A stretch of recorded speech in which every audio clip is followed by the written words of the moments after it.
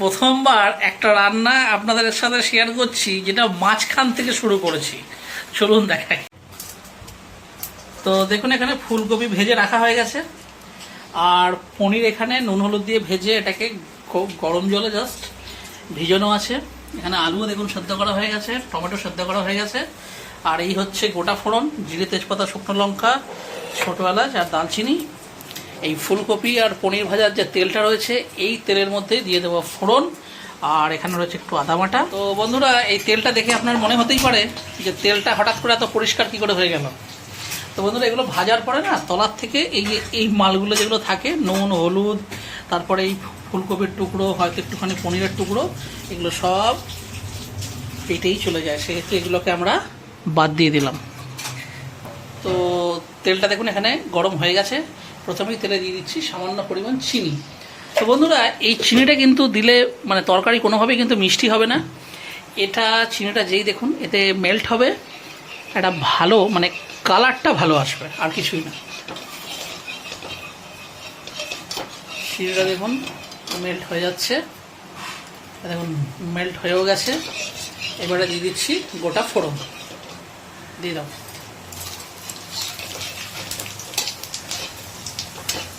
বেশিক্ষণ নয়, জাস্ট একটু ভালো সেন্টটা যেই দেখবো আসছে, 1 মিনিট মতন, 1 মিনিটও লাগবে না, 45 সেকেন্ড। টমেটোটাকে দেখুন হালকা ক্রাশ করে নিলাম, দিয়ে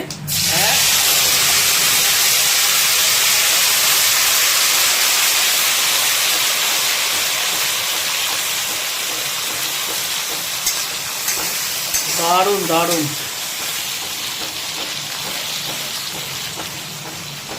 তো বন্ধুরা টমেটোটা আমরা আলুর সাথে কুকারে দিয়ে অলরেডি সেদ্ধ করে নিয়েছিলাম, ওটা জাস্ট খালি একটু হাতে করে ছটকে নিলাম, ব্যাস এইটুকুই। তো বন্ধুরা এখানে প্রায় দেখুন 10 মিনিট মতন এটা কষা চলছে। তেলের পরিমাণ যেহেতু ঠিকঠাকই ছিল, সুতরাং তেলও একটু পরেই রিলিজ হবে। তো বন্ধুরা যে মশলাটা এটাতে আমরা দেবো, চলুন সেটা বরঞ্চ রেডি করে নিই। তো ওই টমেটোর ওই বাটিটার মধ্যেই দিয়ে দিচ্ছে দেখুন আদা বাটা, এতে কিন্তু কোনো রসুন নেই, পিওর আদা বাটা নিয়ে নিচ্ছি 2.5 চামচ মতন। আর বন্ধুরা এখানে দেখুন রয়েছে ধনে গুঁড়ো, জিরে গুঁড়ো, হলুদ গুঁড়ো, লাল লঙ্কা গুঁড়ো, আর এটা হচ্ছে মানে একটা হচ্ছে শুকনো লঙ্কার গুঁড়ো আর একটা হচ্ছে কাশ্মীরি লঙ্কার গুঁড়ো। এটাকেও আমরা দিয়ে দেবো এটার মধ্যে। হয়ে গেল। দিয়ে দিচ্ছি সামান্য পরিমাণে যে চারি জল। 1 মিনিট। বন্ধুরা একটা বিষয় বলে নিই, এটা দেখুন কষা চলছে তো, কিন্তু গ্যাসের ফ্লেমটা কিন্তু স্লোতে আছে, তাহলে কি হবে রান্নাটা ভালো হবে। দিয়ে এটার মধ্যে এটাকে ভালো করে দেবো একটুখানি মিক্স। এই যে আর একটুখানি জল দাও, আর একটু দিয়ে দাও, ব্যাস। এই যে মিক্সচারটা হলো না বন্ধুরা, এবারে এর মধ্যে একটা জিনিস আমরা অ্যাড করব যাতে এর টেস্টটা আর একটু ভালো হয়ে যায়। তো বন্ধুরা এখানে আরেকবার দেখিয়ে দিই, এ দেখুন এটা কিন্তু প্রায় হয়ে গেছে, এই দেখুন তেল ছাড়ছে। এই সময়তে এই যে রয়েছে মিক্সচারটা, এর মধ্যে দিয়ে দিচ্ছে দেখুন হিং। দাও একটুখানি হিং দিয়ে দাও, দিয়ে দাও। তো বন্ধুরা হিংটা কিন্তু মেশানোর পরে আর বেশিক্ষণ ওয়েট করব না, রেখে দিলেও কিন্তু গন্ধটা উড়ে যাবে। ফাটাফাট দিয়ে দিচ্ছি এটার মধ্যে, ব্যাস।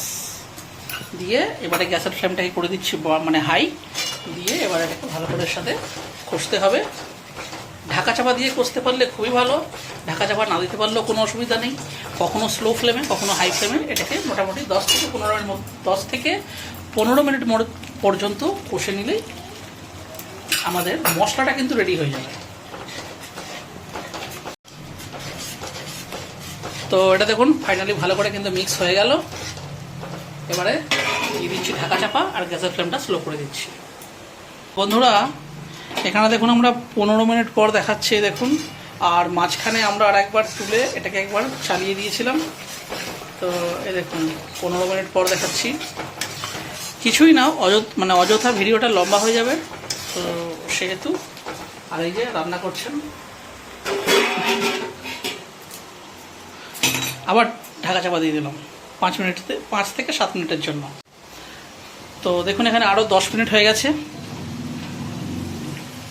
ওয়াও, দারুণ কালার এসছে। তো বন্ধুরা এটা কিন্তু আমাদের হয়ে গেছে, আর কিন্তু ঢাকা চাপা দিচ্ছি না, এইভাবেই জাস্ট 2 মিনিট একটুখানি বাড়িয়ে এই যে দেখুন গ্যাসের ফ্লেম হাই করে দিলাম।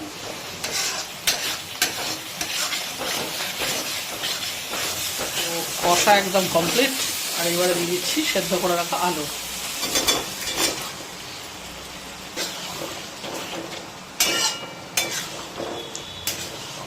গ্যাসের ফ্লেম কিন্তু হাই রয়েছে।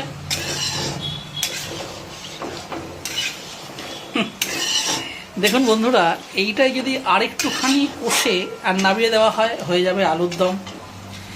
কিন্তু আমরা এটা শুধু আলুর দম তো রান্না করছি না, এটা আমরা রান্না করছি এখন এটা একটুখানি কষা হবে, তারপরে দিয়ে দেবো এই যে পনির। কারণ ফুলকপি যেহেতু খুব শুকি সবজি, এটা দিয়ে এখন যদি কষা হয় আরও, তাহলে ফুলকপিগুলো কিন্তু একদম গুঁড়িয়ে যাবে। সেহেতু এগুলোকে আমরা পরে মানে নামানোর প্রায় 5 থেকে 10 মিনিট আগে দিয়ে তারপরে ভালো করে মিক্স করতে হবে। তো বন্ধুরা এখানে আলুটা দিয়ে দেখুন 5 মিনিট মতন কষানো হয়ে গেছে। আর পনিরের যে এক্সেস যে জলটা ছিল সেটা দেখুন আমরা রেখে নিয়েছি, ওটাকে আবার এই তরকারিতে দেবো। আপাতত এই ভেজে রাখা পনিরগুলো দিয়ে দিচ্ছি।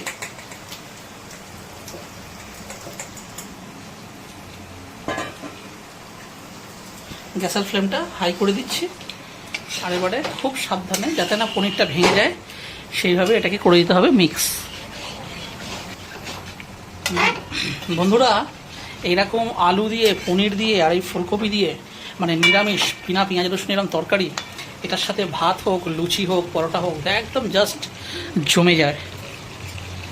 তো এবারে এটা একটু মিক্স হয়ে গেছে, এবারে দিয়ে দিচ্ছি পনির এই যে ডুবে রেখেছিলাম সেই জলটা।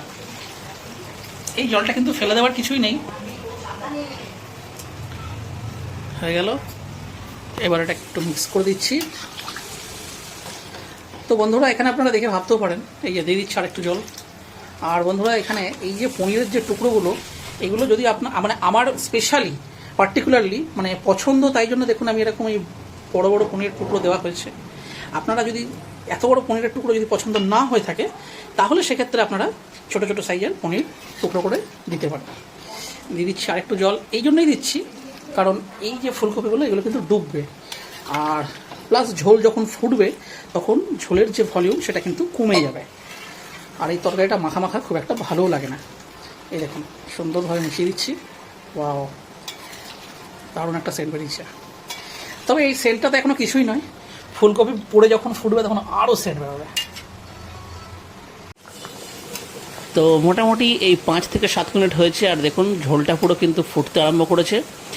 আর কি সুন্দর তেলটা দেখুন ওপরে ফ্লোট করেছে। আর এই সময়তেই ভেজে রাখা যে ফুলকপি সেগুলোকে ওপর থেকে এইভাবে দিয়ে আর জাস্ট হালকা হাতে এই ঝোলের মধ্যেই ডুবিয়ে দিতে হবে। খুব একটা যদি কিন্তু বেশি নাড়ানাড়ি করা হয় বা বেশি নাড়াচাড়া করা হয়, তাহলে কিন্তু ফুলকপিগুলো জাস্ট ভেঙে টুকরো টুকরো হয়ে যাবে, আর তখন ব্যাপারটা ঠিক ভালো হবে না। তো সেহেতু এই দেখুন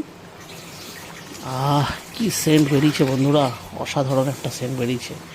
বন্ধুরা ফুলকপির যে দম হয় বা ফুলকপির যে তরকারি হয় সেটা অবশ্যই খুবই টেস্টি হয়, এবং সেটার সাথে যদি পনির মিক্স হয়ে যায় তাহলে সেই কি বলবো, সোনে পে সুহাগা।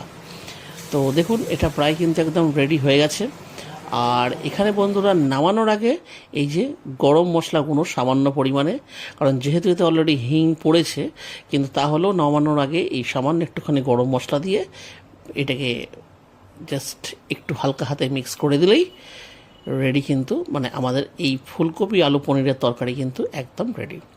তো বন্ধুরা তাহলে ভিডিওটা আজকে আমি এখানে শেষ করছি।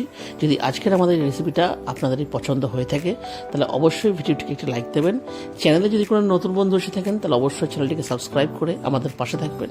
তাহলে আবার দেখা হচ্ছে অন্য কোনো ভিডিওতে অন্য কোনো রেসিপির সাথে। ততদিন পর্যন্ত কিন্তু নিশ্চয়ই ভালো থাকবেন। টাটা।